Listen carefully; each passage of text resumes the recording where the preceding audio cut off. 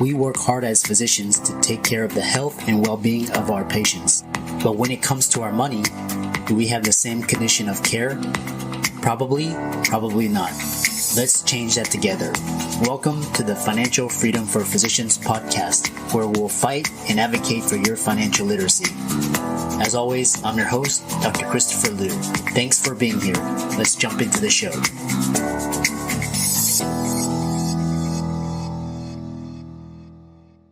This week's episode is sponsored by CityVest. CityVest has quickly become the most popular and best way for doctors to invest in top-performing real estate private equity funds that are usually reserved for institutional investors. This unique access to investing in these institutional funds is available for the first time ever through CityVest's easy and secure online investment platform. CityVest does the hard work of conducting due diligence and vetting the investments. They even get a third-party due diligence report that is posted on their website. As a result of aggregating a several $million investment amount into their access funds, CityVest gains access to investing in the institutional investment and is able to negotiate better investment terms such as a 12% preferred return. You can check them out at cityvest.com or go to the link in the show notes below. Welcome, everybody, to this week's podcast episode for the Financial Freedom for Physicians podcast. I'm your host, Dr. Christopher Liu. And as you know, I talk about 4 pillars of freedom: time, financial, location, emotional freedom. And the podcast started out with physician, guests, and audience, and now it's expanded. So I'm always trying to add a new twist, keep things fresh. And in that light, today we have an entrepreneur from Denver, Colorado. His name is Erin Shine, and he is the CEO and founder of attainablehome.com. And we're going to talk all about inflation, real estate investing, tied with sustainability. And I'm really excited for this show. So Erin, welcome. Yeah, appreciate that. Thanks for having me, Christopher. Yeah, I know we got connected on Podmatch, and we were talking backstage, and you have a really interesting twist and story. So tell the audience about yourself and how you got started. Thank you. Yeah. So going back to late high school, early college, I was always interested in sustainability, sort of the mix between environmental and business savings. And, I was like, okay, how do I go about this? I mean, through college, I have an undergrad, but I changed my major 4 times and sort of, discovered finance and real estate that way, which I really ended up loving through school.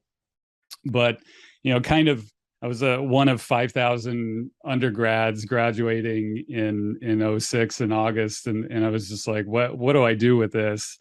And so I did a bit of research and just packed the car. That was Central Florida. I drove out to Denver and chased down a solar company starting up there for 2 months until they hired me. Basically walked in every week until they hired me.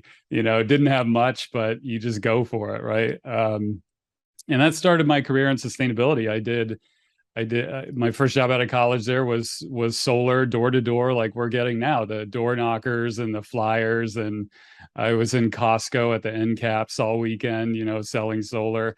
And so sales training, and that's how I kind of cut my teeth. But through that, it was frustrating because in the last recession there, the payback on your money was so long. It was like 22 to 25 years on your money, and it didn't really make sense. And that only translates to a few percentage points, return on investment. So I got into energy efficient lighting. Actually, I found that through doing trade shows, worked for a company that went under in 2010, actually, in the last recession. And then 2 weeks after getting laid off of that was in Boulder, Colorado, I started my own. So I was one of the first energy efficient lighting commercial distribution companies in the country. And grew pretty quickly. I had it for 7 years, had a nice exit in 2017, and kind of rolled all the capital into real estate, and always loved real estate. Started investing in 2009 in my own properties and rentals and primary residences, but now I'm in residential commercial, crowdfunding deals, which are really popular lately, especially for physicians. And I'm not a physician myself, but I have a lot of friends from Denver when I lived there. Like half of them were doctors, and I just saw the going through residency and the pain and the hard work and different things you guys go through. So it's a lot of fun to be on this podcast. Yeah. Yeah, that's Mhm. so interesting. Because you're the you're the entrepreneur that, kind of did everything from the ground up, and you got a lot of experience in the sustainable industry and now real estate. So well, I mean, I know you wanted to talk about the economy and why real estate really fits into that paradigm, especially in today's narrative. So tell us more about that. Sure. Yes. And to bring it kind of all the way around, what I do now with Attainable Home is sustainable investing with real estate and sort of combining the traditional real estate investing principles with solar and energy efficiency and electric cars and our Teslas and all that kind of stuff. So that's what I'm doing now, which I'll cover. But I think it's really important, especially in a profession like yours and anyone listening who, I mean, I can't claim to relate, but I've seen it because, we would do these brunch conversations and somebody, an anesthesiologist would say, oh, I just got my student loans, down past 200 grand and things like that, and it's just like, I just saw it. And also you work so hard for so long into your 30s and beyond, and you don't make much relatively. And then all of a sudden you get a massive salary, and that's all gravy. But, you have a lot of numbers flying around. And I think it's really important, not just for physicians, but for anyone to really understand a bit of the core monetary system and how it's built, because we're all swimming in it. And it does go into, general personal finance principles, financial literacy, but I'd like to kind of talk through it in this way. And we're all sort of swimming in it. I mean, technically it's called fractional reserve banking system. It's a debt-based system. And the money that we all use, and this is every country on earth, pretty much every major country on earth, you have the country itself and the government, and you have a central bank. In our case, it's the Federal Reserve. In England, it's the Bank of England, or the European Central Bank, the ECB, and so forth. And like a little exercise I like to run through. Let's say you and I, there's 100 podcast bucks between us. We're the full economy, right? $100. And I need a loan at 5%, and I pay you in a year. So I owe you 105 podcast bucks in a year, right? Well, if we're a closed economy and we don't make the money in the system, where do I get the $5 to pay you at the end of the year? Well, it has to come from somewhere, because you lent it to me, I owe it to you. If I don't owe it to you, the whole thing falls apart, trust and everything like that. And sort of how that works functionally in our society is the Federal Reserve. It's created out of nothing. And that's a form of, if that makes sense. Now, that concept took me like 3 weeks to wrap my head around when I first kind of stumbled across thinking about it like this way. But being a debt-based system, you cannot roll money back and not create new money to fill in all these promises and productivity increases and so forth through society. So I owe you 105, and whoever makes the money needs to create essentially $105, or the whole thing falls apart. And that's a very simplistic example of how this monetary system works. But it also means you cannot go backwards. And every major country through the last, hundreds of years has had the same exact system. And if that makes sense at all, that's sort of the baseline for all this talk of inflation. And we're going back to the 1970s and the 40s. We've had these cycles hit us before, where we have to define inflation, which is just creating more monetary supply, and sort of the devaluation of our currency is the flip side of it, which also means the erosion of purchasing power. And we can get into assets and investing in real estate if you like. Yeah. To kind of kick it off from there.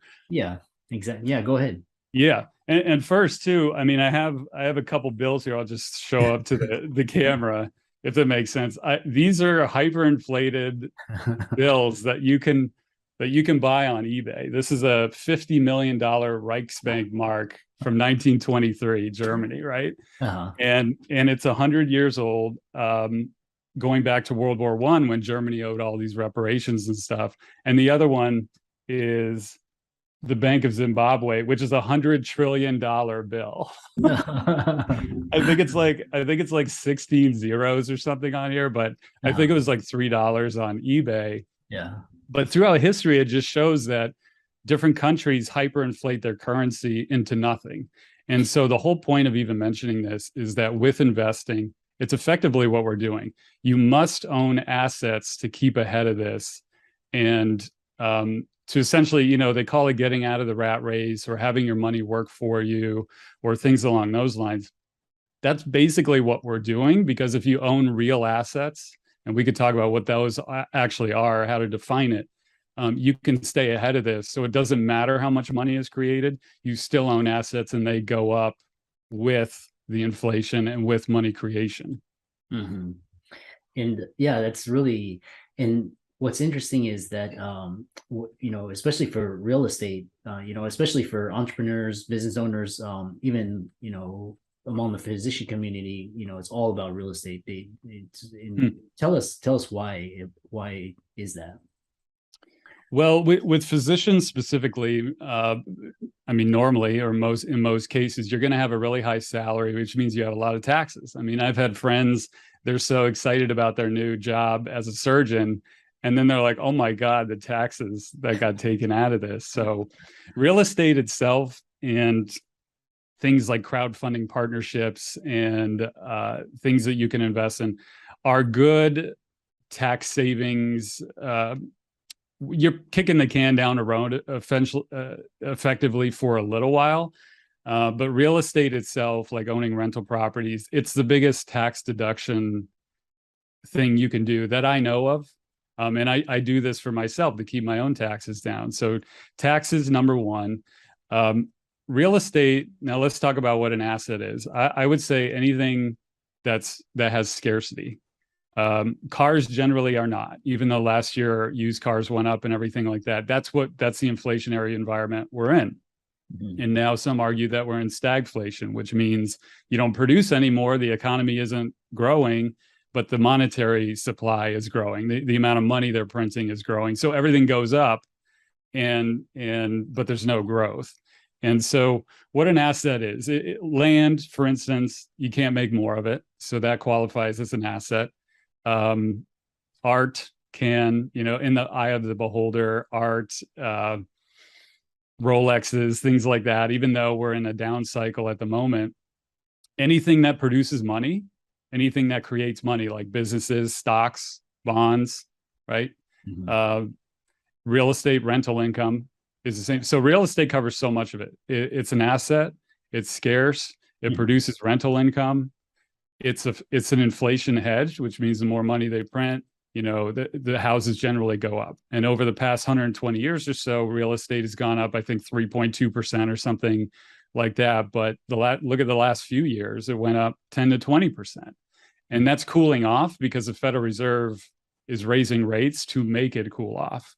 They sort of engineer these cycles because inflation's out of control and regular people can't buy houses at these prices. So things are cooling off in part for those reasons. Yeah. And then, yeah, it's so interesting. And, you know, a lot of, you know, especially physicians, they love real estate because it's something tangible, so they can see it and hold it. And, you know, it's in art too. I see why you know, especially in times of crises, people hold things that are of value. What's interesting is that you have this sustainability piece, and then you tied into sustainable real estate investing, which is really fascinating. And I'd like to hear more about that, and as well as the audience. Thanks. Yeah. 3 years ago, I started Attainable Home. And after investing in commercial and residential, it was basically you have an exit, like much like physicians, you normally have a bunch of capital left over. And it's like, what do you do with it? And so one, it's not lose it, you know, general personal finance principles. It's one thing I wanted to say too, it's not what you make, it's what you keep. So always just make sure, be really careful about keeping up with the Joneses and things like that. I know I'm backtracking a little bit, but anyway, so with the sustainability, I've been in this industry my whole career, and everyone's talking about net zero and ESG and, green this and Tesla that. And I really wanted to combine traditional real estate investing principles with an easier way to do an actual net zero house. And a net zero house means a home that can produce as much energy as it uses. And I wanted to see if I could roll in the powering the Tesla with it. I have a Model 3 or any electric car. So attainable home, the concept is one, doing energy efficiency, and then doing typically solar as a last case and sort of calculating all the way through your energy needs for the year, and then zeroing out your entire energy bill through that. And also sticking to home value increase from the savings you're getting on the utility bill, and then perceived value. And otherwise, what I found, the ROI from doing sustainability stuff is actually higher than your typical real estate investing ROI. So you're tacking on higher increases to you're increasing not only your nominal rate of return, but your percentage as well, if that makes sense. Yeah, that's interesting. So you're adding more value, and then you're also being more environmentally friendly, and at the same time, cutting your costs and in your energy bills. What's interesting is that you approach the renewable energy world with the real estate investing principles, and how do you approach that in terms of a overall macro perspective? In terms of combining sustainability, or just the real estate, combining all of it? Yes. Yeah. Yes. Mm-hmm. Thanks. Sorry. Yeah.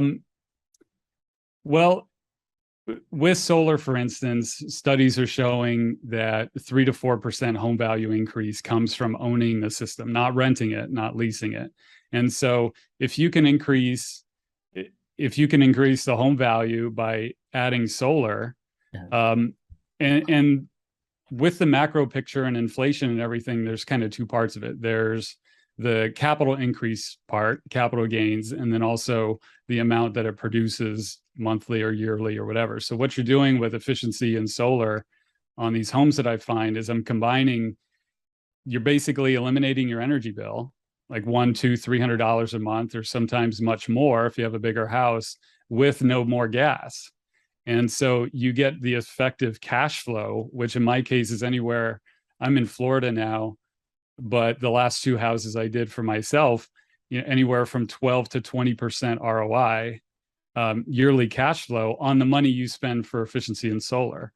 And so you have the yearly sort of, it's like a bond or a dividend payment, but then you also increase the equity on your house. So run your typical investing real estate calculators, and then just tack on the efficiency and value increase from sustainability. Another way to put this too is, we all have energy bills in our home.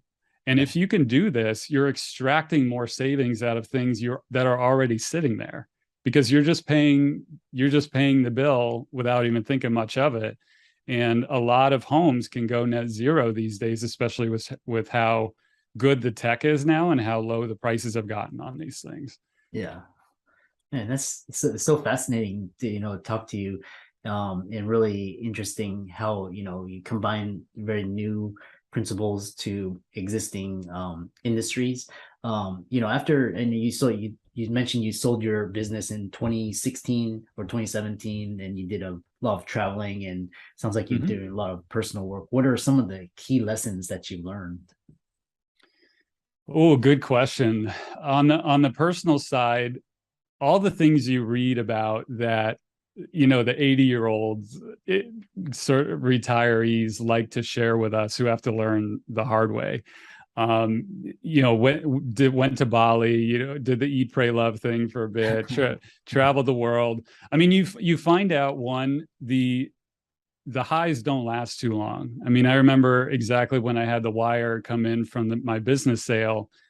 it lasted about 10 minutes. And then all of a sudden it's like, well, what am I going to do now? I have to start another business, all this stuff. And so, I mean, one, like a lot of us hard chargers and achievers and call us whatever, but work on being present, work on enjoying where you are and what you did, because it's endless. I mean, things like keeping up with the Joneses, that'll kill you over time. If you can work on releasing some of that stuff, you'll just feel so much more calm and free. And that, I mean, I roll a lot into business just because I really love it and that's what I do. But, Attainable Home for me represents sort of a passion, purpose project, without sort of the things hindering me before, because before it was just like how fast, how far, how much money can I make, this and that, really, which you don't know at the time, but looking back, that's how it is. So I would say, that. And otherwise, you go through these phases like retail therapy, you buy all this stuff that you don't need. Today's luxury is tomorrow's liability type of stuff. And, keep things simple, keep close friends, understand that money isn't the answer. It's not. It doesn't make you happy. Yes, to cover some of the bases and a little bit more, but it's an endless sort of rat race that doesn't have much payoff if you go that way. So those are just a few that I can think of. Yeah, that's fascinating. And to the audience, these are words of wisdom, from someone who's been there, the path. And if you think everything is about money, or what we refer to as the destination syndrome, where just try to get there, the arrival fallacy. So I really enjoyed this conversation, and I know a lot of the audience is interested in learning more about you, either from an economic, real estate, or sustainability perspective. How can people visit you and contact you and learn more about you? Sure, thanks. And this has been a lot of fun. Appreciate it. The website and the company is attainablehome.com, singular. And I wrote up a bunch of case studies I did on these net zero homes. And we have hundreds of articles on all sorts of things, sustainability and electric cars and everything. And if you contact me through the website, I get those directly. So feel free to do that. And then we've got ebooks. I mean, especially if you have a bigger house, you can download this guide from the homepage there, and it's like 40 things that people can do for their own homes to lower their energy bill. And if you have a bigger home, you're talking hundreds of dollars per month. So that's on there too. But yeah, that's the current project, and it'd be fun to chat with anyone. Yeah. And for all the audience listening, Erin's links will be in the show notes and resources. And it has been a really great conversation. I really enjoyed it. And, we look forward to hearing about your future successes. Appreciate that. Thanks for having me on. I'm excited that you made it for another episode. You are truly the best. If you've been following the show for a while, you know that my passion is to bring you the education you need to find your path to financial freedom. Please come back week after week for new content, new resources, and great guests. Until then, if you haven't already, please be sure to check out the website, www.drchrislewmdphd.com, for more support. I'll see you next week.